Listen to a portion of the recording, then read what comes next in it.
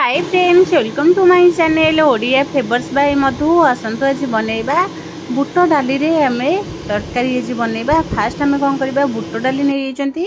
एबे आमे बुट डाली सहित आमे नै जेचंती तीनटा आलू, गोटे अमृतभंडा। एतिक रे आमे आज बनैबा बुट डाली रो तरकारी। फास्ट कोन करबा, बुट डाली आमे गरम पानी देकरी बुट डाली को आधा घंटा पई बतुरै दबा। बुट डाली को आमे एमती गरम पानी नहीं ही देले बुट डालटा हमर शीघ्र बतुरी जाए। एबे कोन करबा, बुट डाली के हम साइड करी रखि देले। एबे अमृतभंडा, आलू, टमाटो हम गोटे नै चंती। आको भलो भाबे चोपा छडे की आबे काटी नै जबा। बुट डाली के हम जो बतुरै थिले देखुन से पानी रे पूरा बतुरी जाईची। एबे कोन करबा, बुट डाली के फास्ट हम भलो भाबे ताको 3 रु 4 थर भलो भाबे धोई नबा। धोई नै के गोटे प्रेशर रे हम देई दबा बुट डाली देई सले बुट डाली रे एबे देई दबा। गोटे ग्लास हम पानी दबा, गोटे ग्लास पानी दबा। एबे हमें स्वाद अनुसार हल्दी पाउडर पकेबा, स्वाद अनुसार लूण पकेबा। लूण पकेबा, गोटे तेजपत्र पकेइकरी एबे कोन करबा, आपको प्रेशर रे सीटी दे देबा। 3 रु 4टा सीटी आसीबा पई छाडी देबा। 3 रु 4टा भलो भाबे सीटी आसी गला पारे एबे कोन करबा, हमें प्रेशर को साइड कर देबा। साइड कर सला एबे प्रेशर में एटा बसे देले। बस आउ गोटे पटरे हम कोन करबा, गोटा कढ़ई को बसई देबा। कढ़ई हमर भलो भाबे गरम हो गेला पारे कढ़ई रे एबे हम दे देबा सोरिष तेल पाखापाखि हम 2 रु 3 स्पून सोरिष तेल देछंती। फास्ट कोन करबा, हम अमृतभंडा को टिके बड़ बड़ करके काटि दिले। अमृतभंडा को हम तेल रे टिके भलो भाबे भाजीबा। जेन टाइम रे आलू भजा हुए सेही भली भाबे अमृतभंडा को हम पूरा रेड कलर करिया पर्यंत भाजीबा। यही भली थरे बुट डाली तरकारी निश्चय थरे प्रस्तुत करंतु, देखिए बहुत बढ़िया लगे खाइबा पई। बिल्कुल भी जानि परिबेनी एई बुट डाली हमर अमृतभंडा रे तैयारी हेची। एबे कोन करबा, बुट डाली के हम साइड कर देछंती। एबे अमृतभंडा भजे चलीची। बुट डाली हम प्रेशर 4टा सीटी आसला परे बंद कर देछंती। एबे कोन करबा, अमृतभंडा भाजिया भीतर तादे टिके हम खाली अल्प टिके लूण पके के टिके भलो भाबे भाजी नबा। देखो अमृतभंडा बढ़िया से भाजी जाइए। एबे कौन करबा, अमृतभंडा को हमें काट देबा। सेई तेल रे हमें कौन करबा, काटिक रखिथिबा आलू को भी भाजी नबा।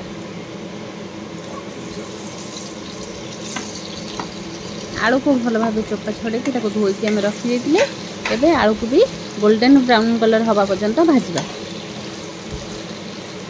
आलू भजा बा भीतर एबे हमें मसला प्रस्तुत करिबा।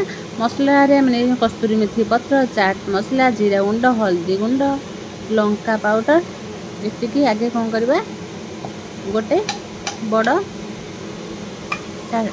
नै जबा गिन्ना रे एबे कोन करबा, हम सुखिला मसला दे देबा। एबे आधरे आधा कप पानी देके को भलो भाबे गोळैबा। एतिक रे हम कस्तूरी मेथी पत्र, जीरा गुंड, धनिया गुंड, चाट मसला एतिका को देके भलो भाबे आको गोळे के आको पंग करबा। 2 रु 3 मिनिट पई 5 मिनिट पई आको छाडी दबा। से भलो भाबे बतुरी गला भीतर एबे हमर देखन आलू भी बढ़िया से पूरा भाजी हो जाईची। एबे आलू को हमें छाणी नबा।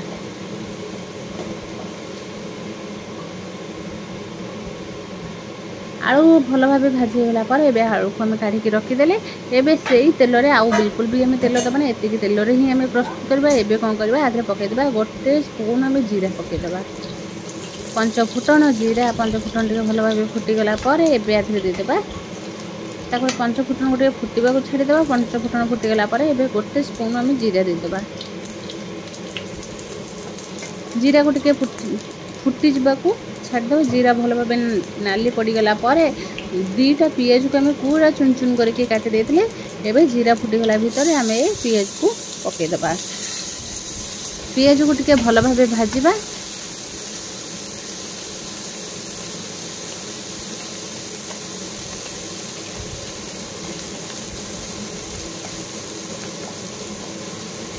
पियाज को टिके भलो भाबे गोल्डन ब्राउन कलर हवा पर्यंत भाजीबा। पियाज भाजी साइला भीतर एबे कोन करबा, टमाटो को भी हम काटी की साइड कर देथिबा। एबे पियाज भाजी हे साला पारे सेतरे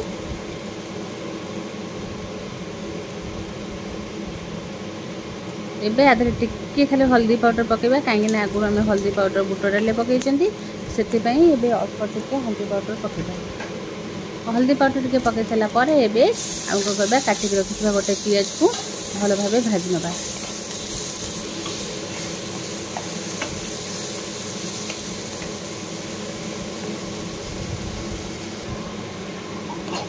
पियाज भाजीगला भितर टमाटो भी पकई देती। टमाटो भाजीगला गोल रखिथिबा मसला को भी पकईदेबा। एतिक मसला ही दबा आधे आउ कौन मसला दबा ना, खाली अदा छेचा टिके दबा। एबे अदा टिके हम छेचिकी पकईदेबा। छेची पकई सारा पर या भल भाव मसला को कषा।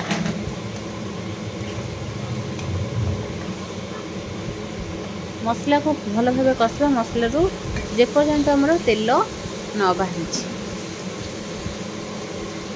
एबे मसला भल भाव कषीगला पर भाजिक रखिथिबा अमृतभंडा आलू को पकईकी भल भाव कषि नबा।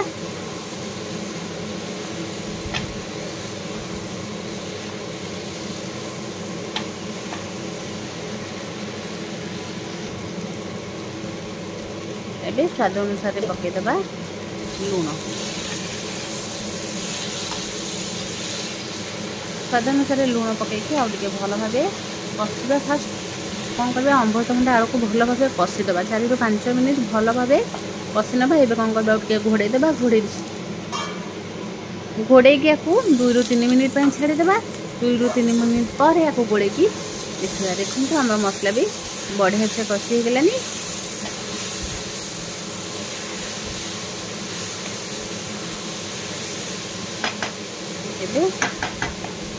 एबे सिझेकी रखिथिबा बुट डाली को एबे पकईदेबा।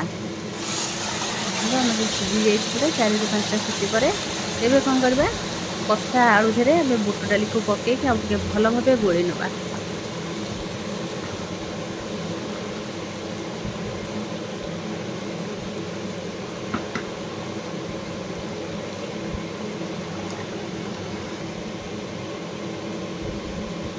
आधे खाली टिके आम पकईदेबा चीनी। चीनी पकईके टिके भल भाव गोली नबा। गोली नहीं आउ टिके 4 ରୁ 5 मिनिट छाड़ीदेबा। 4 ରୁ 5 मिनिट पर आम कौन करबा काढ़ी देखा। देखो आम पूरा पानी सुखा सुखा हो गलानी। एबे तरकारी भी आम बढ़िया से पूरा रेडी हो जाइए। आधे आउ कौन मसला आम पकईबा ना आम गरम मसला पकईबा ना कौन मसला आधे पकईबा ना। लास्ट को खाली आम आधे पकईबा टिके गुआ घी।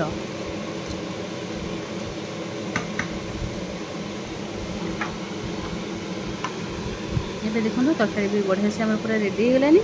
एबे कौन करबा गुआ घी आम 2 स्पून पकईबा। गुआ घी पकईले आर बास्नाटा आउरी बढ़िया आसीबो। खाइबा को बहुत बढ़िया लागिबो।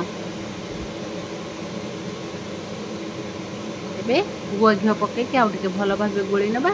गोली नबा भितर देखो आम तरकारी पूरा अमृतभंडा आलू बुट डाली तरकारी पूरा रेडी हो जाइए। निहाती थरे एभली भाबे घरे प्रस्तुत करंतु।